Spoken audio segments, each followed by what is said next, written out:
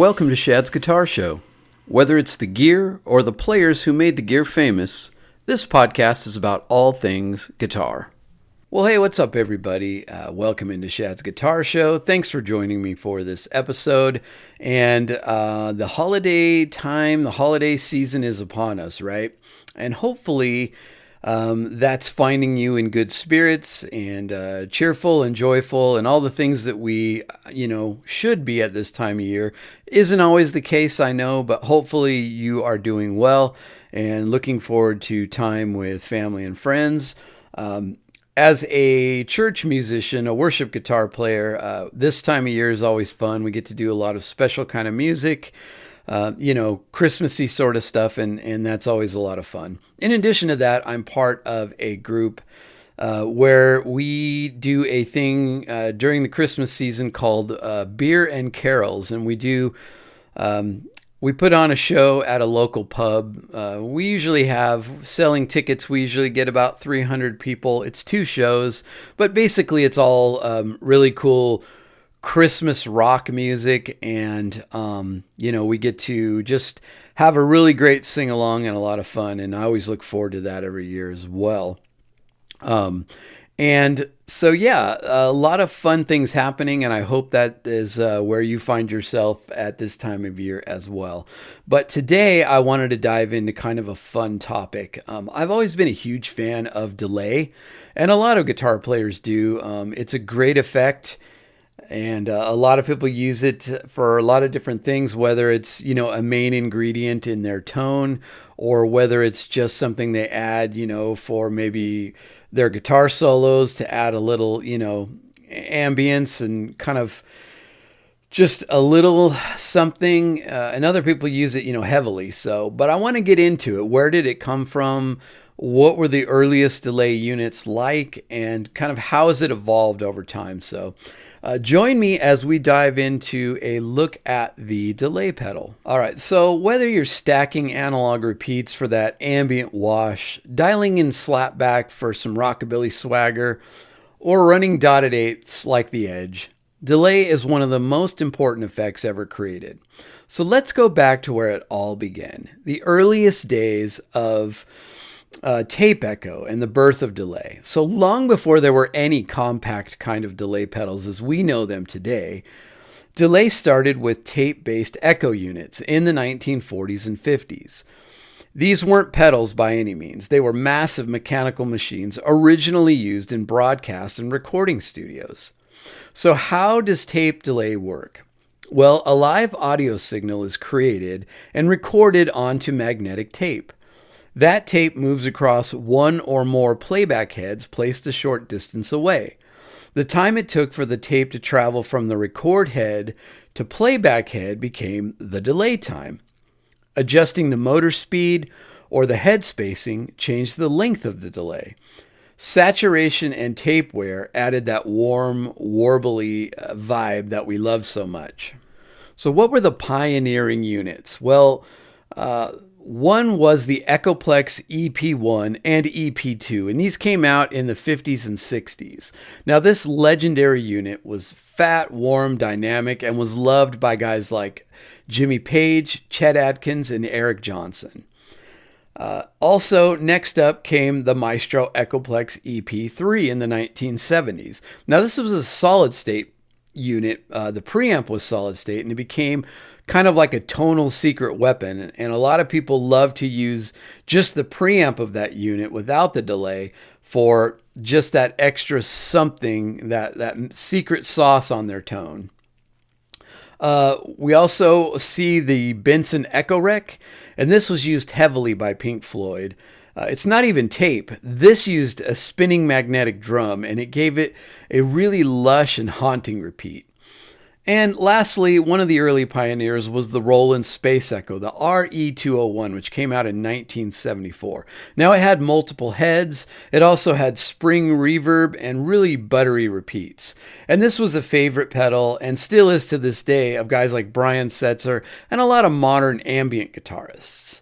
So tape was magical, but it was heavy, expensive, and high maintenance, and guitarists needed something smaller. The next phase of delay evolution relied on bucket brigade devices, BBD chips. Instead of moving tape across magnetic heads, BBD delays pass the signal through a long chain of capacitors, literally buckets, each adding a tiny bit of time.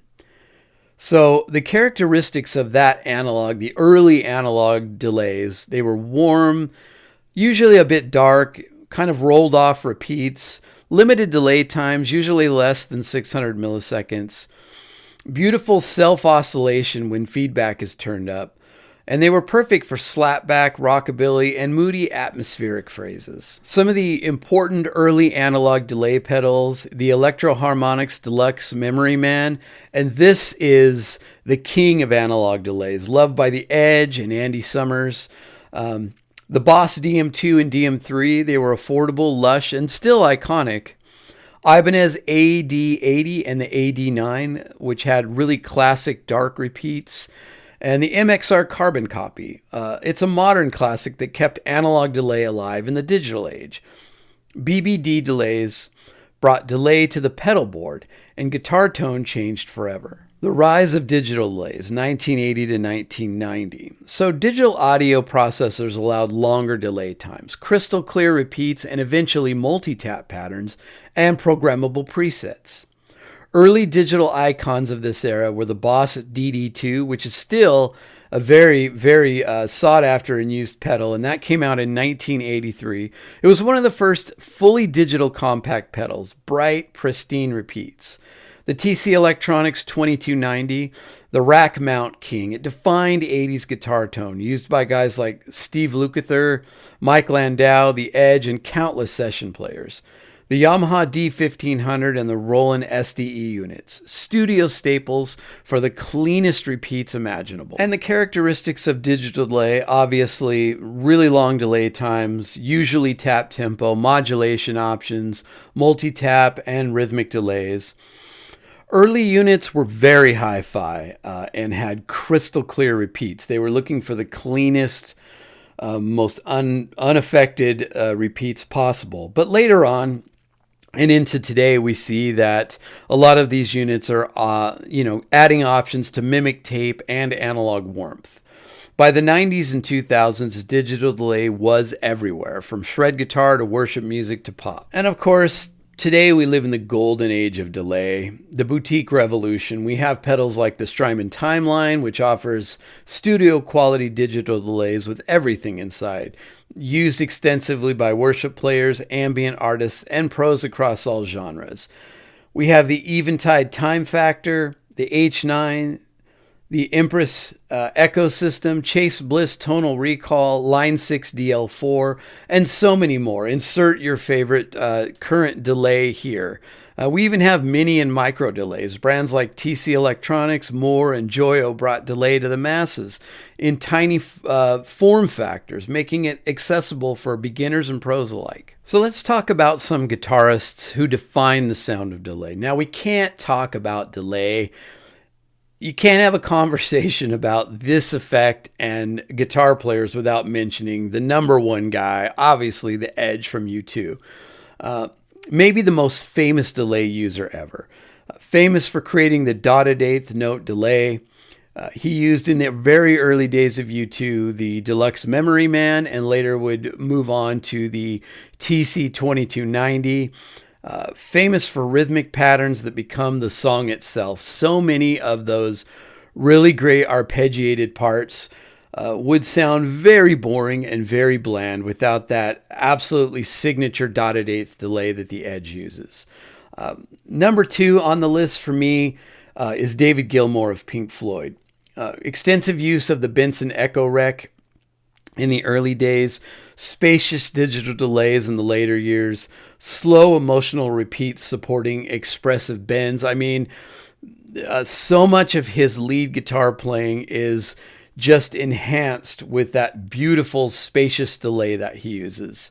Eddie Van Halen, not somebody we might think of all the time, but he did use a very subtle bit of delay in the 300 to 400 millisecond to really thicken up his leads and add just a really nice texture And he was famous for using a wet, dry, wet rig.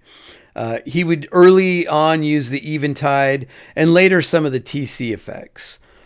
Brian Setzer, obviously famous for the slapback echo, a great proponent of the Roland Space Echo for a really authentic 50s vibe. Eric Johnson used the Echoplex and other digital delays for his violin-like lead tones, long ambient tails, and just this really, really great mix of different delay lengths. And, Eric Johnson is obviously one of the most notable guitar players for incredible tone, and the delay had a lot to do with that. Andy Summers for the Police, clean delays plus chorus, really the sound of the 80s. And he was really famous in the early days for using the Deluxe Memory Man. A lot of modern players, Johnny Greenwood from Radiohead, a lot of experimental textures with delay, Nels Cline from Wilco, avant-garde player who makes great use of delay. Pretty much any worship player that's out there is going to be using the Strymon timeline and probably a Big Sky and stacking those together. A lot of post-rock artists using delay as architecture, bands like Explosions in the Sky, This Will Destroy You, and any ambient guitarists, guys like Daniel Lanois, Andy Othling, will use the delay to great effect. Delay has moved from an effect to an entire musical vocabulary. So, from giant tape machines to compact digital wizardry, delay has been one of the most transformative effects in music history. It can be rhythmic, it can be cinematic, it can be subtle or overwhelming, warm or pristine, classic or experimental. But at its heart, delay is about space, giving your guitar a sense of dimension, depth, and movement.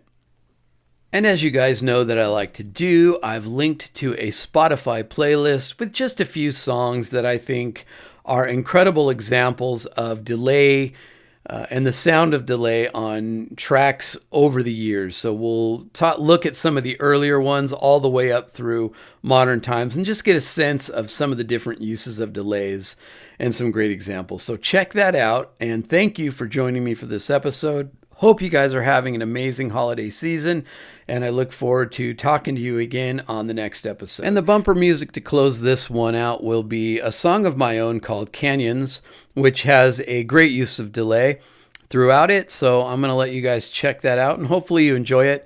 I will talk to you guys next time.